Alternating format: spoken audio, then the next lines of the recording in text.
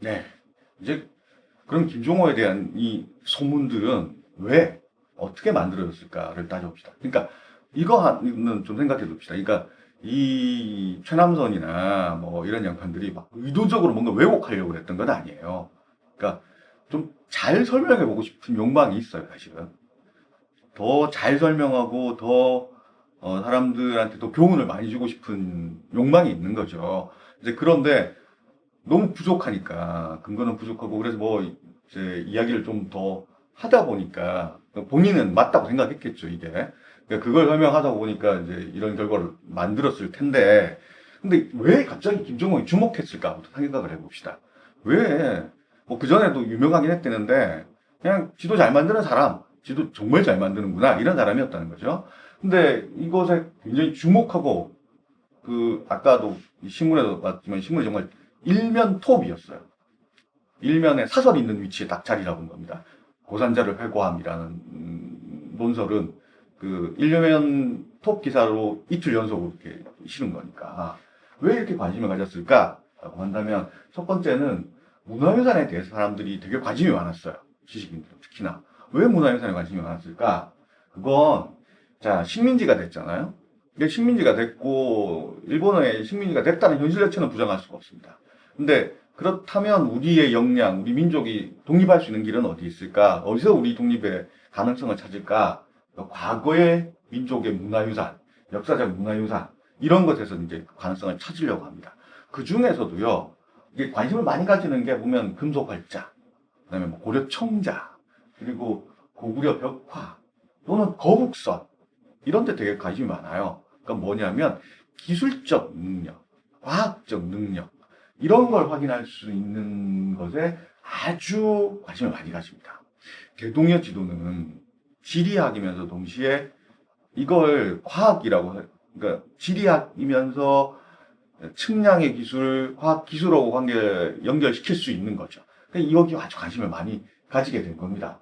특히 최남선은 조선광문회라는 조직을 만들어서 이런 데 대해서 아주 관심이 많았었어요. 특히 이런 문화유산을 발굴하고 보급하고 알리는 데 대해서 아주 관심이 많았죠. 그 중에서 이 눈에 확실히 남는 거잖아요. 과학적 능력을 눈에 확실히 보여줄 수 있는 게 이런 지도지 않습니까? 이걸 특히나 이걸 수십 점 쫙 연결해서 이렇게 잘 만들었다. 이런 걸 보여줄 수 있는 것이거든요.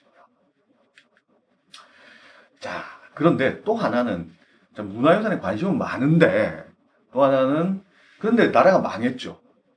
망한 원인을 어디서 찾느냐? 그건 조선 왕조와 유교 문화에서 찾기 시작합니다. 그러니까 양반이나 양반 문화가 진보와 문명을 가로막는 원인이다. 이게 문제였다 생각하는 겁니다. 그러니까 무슨 얘기냐면 자 이런 능력이 있었고 그 능력을 발휘한 사람은 있었어. 김정은은 그런 사람이야. 근데 왜 망했을까? 그건 조선 후기 사회 성리학, 문화, 양반들 이런 게 전체적으로 다 문명에 문제가 있었기 때문인 거야. 라고 생각하는 거죠. 그러니까 요거 두 개가 결합하면 어떻게 될까요? 그러니까 조선 후기 사회에는 양반 문화와 양반의 성리학, 뭐 유교 문화 이런 건 전체적으로 문제가 많았다고 생각하는 거죠. 그런데 여기서 민족의 역량을 확인할 수 있는 업적은 나왔어요. 그럼 이거 어떻게 해석해야 되느냐? 자연스러운 건 뻘밭에서 피어난 한 송이 연꽃으로 해석하면 되는 거죠. 민족의 그러니까 뻘과 같은 침체와 부정적인 문화 속에서도 민족의 역량이 있고 그 과학적 역량을 보여준 김정우라고 하는 한줄기 꽃 이렇게 설명하는 게 제일 쉽게 설명하는 방식이겠죠. 그래서 김정우 개인의 과학적인 능력, 자질 이런 걸 굉장히 극도로 강조하게 됩니다.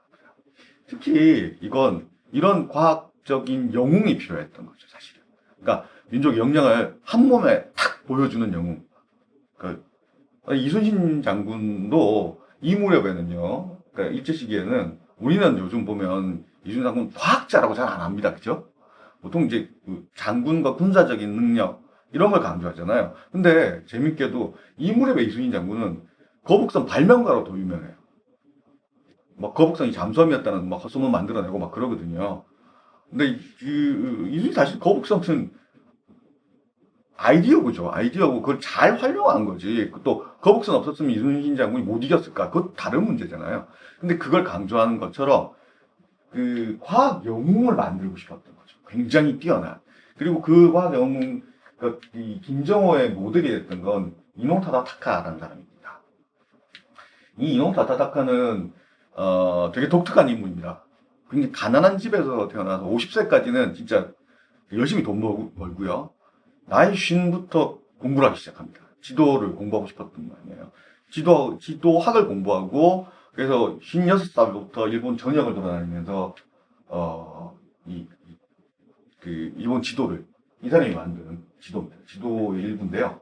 지도를 만들었던. 사실은 이 사람은 이걸 완성을 못하고, 이 제자들이 완성하는데, 이 사람이 이제, 근데, 실제는 이제 돌아다니면서 측량을 해요.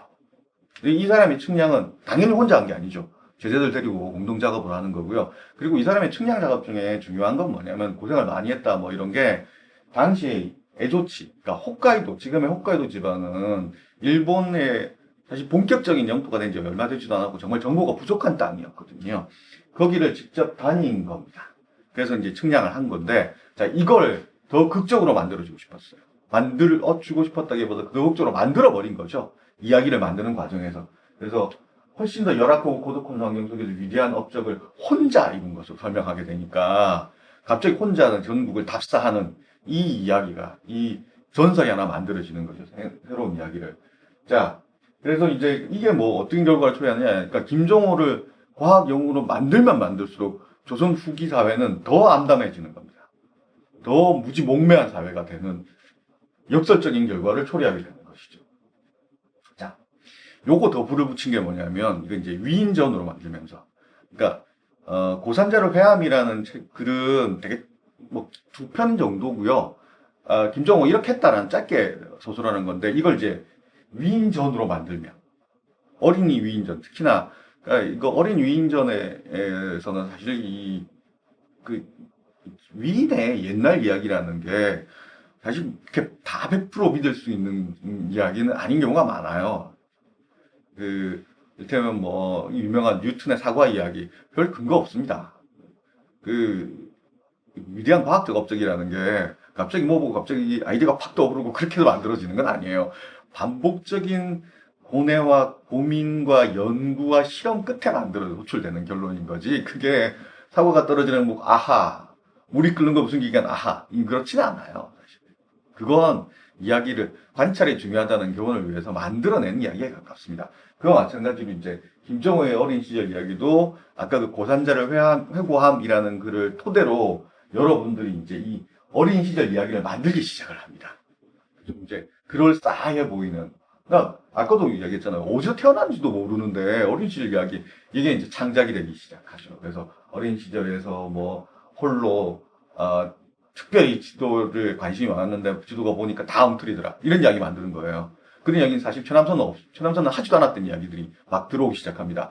지도가 다 엉터리라서 자기가 새로 그려야겠다, 그래서 답사를 했다. 천남선도 천남선이 조선 짧게 쓰지만 조선의 지도 수준이 되게 높다. 근데 그걸 훨씬 더 끌어올린 거다라고 이야기했던 걸, 지도 수준이 높다는 이야기는 쏙 빼고 엉망진창이라서 자기가 직접 그리게 됐다, 뭐 이런 이야기를 하는 거죠. 그러면서 근대적 과학과 민족 공간에 대해서 애정과 지식을 갖고 있는 민족주의자고 근대적 과학자고 막 이런 사람이 되면 될수록, 당시의 조선은, 김정호가 살았던 조선은 자기 국토에 대한 지식과 정보도 없는 이제 야만적인 공간. 그래서 모험하고 탐험하는 공간. 자기 땅에서 탐험을 하다니. 사실 그럴 필요가 없는, 조선 후기 사회는 우리가 신학 배우면 알다시피 지리적 지식에 대한 공부가 굉장히 많았던 사회거든요. 그걸 한꺼번에 이제 뒤집어 버리는 것이죠. 그렇게 되니까 조선 총독부도 이 이야기가 이렇게 오는 순간 잘 써먹을 수 있게 됩니다. 조선은 무지 몽매한 사회가 되니까요. 그러니까 조선 총독부가 만든 교과서 조선 독본의 5학년 제4과가 김정호가 되고요. 이 이야기를 그대로 씁니다. 자, 문화적으로 낙후하는 사회가 조선이고, 그 다음에 권력이 이걸 잘 못 받아들이고 권력자들이 탄압하는 것, 이렇게 이제 이야기를 만들고, 그리고 김정은은 시대를 잘못 만난 불행한 인물로 묘사했죠. 근데 앞쪽의 이야기에서는 김정은가 민족적 정열에 넘치고 그게 다 민족적인 역량에서 나온 거다라고 설명을 했는데, 조선 정독분이 뭐냐면 제국주의가 들어와서 김정은을 발견했다라고 설명합니다. 그러니까 뭐 대동여 지도가 청일전쟁에 쓰였다는 둥 토지조사 사업에 활용됐다는 거 아닙니다. 청일전쟁 전에 일본군이 와서 미리 지도 다 만들어 놓습니다. 근대적 측량 기술 동원해서 다 지도 자기들이 다 만들고요. 그리고 토지조사 사업도 사실 그 전에 지도 다 만들어서 그거 갖고 진행을 합니다. 그러니까 토지조사 자체가 측량이에요. 기존 지도를 굳이 뭐 토지조사 사업을 하면 장부들을 활용하는데 대동여 지도를 활용하지는 않습니다. 자, 그러면서 제국주의가 와서 비로소 재발견한 인물로 만들어내죠. 자, 해방 이후에는 어땠을까요? 사실 해방 이후에는 다시 이제 민족적 영웅으로 만들어내죠. 근데 요 이야기를 그대로 다시 활용을 합니다. 다만 일본 제국이 활용했다는 게 아니고 의지를 강조하죠. 의지의 한국이 하면 된다. 어떤 일도 의지만 있으면 된다.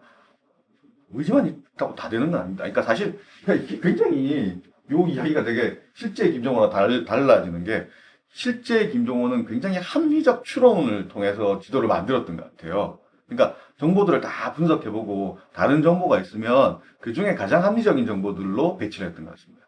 그러니까 모든 정보가 다 틀리면 대동이지도 틀립니다. 그래서 요즘도 간혹 보면 대동이지도 잘못된 거 나와요. 아까도 말씀, 김정호도 그러니까 정보가 잘못됐을 수 있다라고 이야기 인정해요. 그거는 자기도 직접 안 가봤거든요. 자, 그러니까 합리적 선택으로 만든 당시의 문화적인 성과를 바탕으로 합리적 추론과 고찰과 제작 경험이 만들어낸 성과를 갑자기 불굴의 의지로 뭐든지 할 수 있다는 걸로 만들어내는 거죠. 자, 우리가 어떤 교훈을 얻을 것이냐.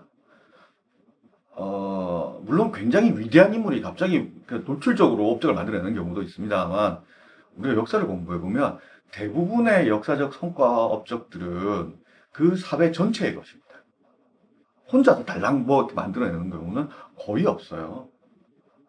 혼자서 뭔가 하는 것 같으면 사실 다른 맥락에서 역사적 성과들이 축적되어 온 과정입니다.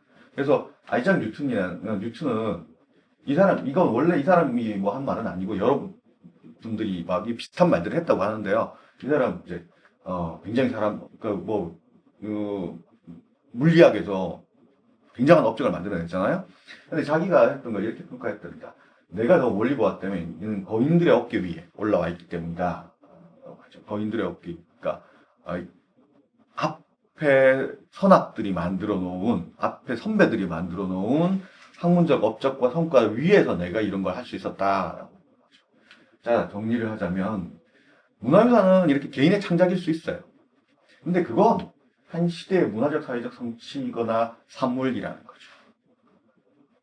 혼자만 단독으로 만들어내는 게 아니고요. 사회적 산물이고, 그 사회라고 하는 건 사실 국가 사회일 수도 있고 민족이나 국가의 영역일 수도 있지만, 또 나라와 나라 사이의 교류의 결과이기도 합니다. 그러니까 한국의 문화뿐만 아니라 조선의 문화뿐만 아니라 동아시아 문화 교류의 산물이기도 한 것이죠. 그러니까 그런 면에서 지나치게 그러니까 역사나 문화의 그 성과라고 하는 것은 좀 더 넓은 시각에서 바라볼 필요가 있는 거죠. 민족의 성과, 민족적 능력, 이렇게 너무 과장할 필요도 없고 또 무시할 필요도 없다고 생각합니다. 어떻게 이게 만들어졌을까라고 하는 걸 좀 더 열린 시각에서 더 객관적으로 또 넓게 본다면 그 문화의 성격을 더 잘 이해할 수 있고, 또 우리가 더 많은 교훈을 얻을 수 있어요. 그러니까 대동여지도가 만들어지기 전까지 그렇게 높은 수준이 어떻게 형성됐을까, 또 그게 어떻게 만들어졌을까라는 걸, 이건 그러니까 중국이나 또 다른 나라 서양의 지도 제작 기술이 들어오고 축적되는 것도 함께 고려해야 되는 거죠. 그만큼 많은 기술들과 성과를 받아들일 수 있는 것이 축적됐다는 이야기니까요. 그걸 한 사람이 만든 것이 아니고 많은 성과들이 축적되는 걸로 보는 게 더 당시의 문화를 더 잘 이해하는 길이고, 또 그게 더 높은 문화적 능력이기도 합니다. 그건 지금도 마찬가지고요. 자, 글로벌하다라고 하는 건 더 넓은 교류, 그리고 자유로운 교류, 그 속에서 더 창의적인 것을 만들 수 있기 때문인 것이죠.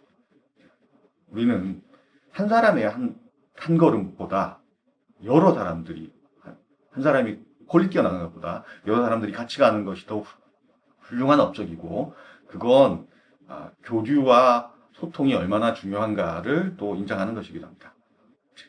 제가 오늘 김정호를 가지고 드릴 말씀은 여기까지입니다. 고맙습니다.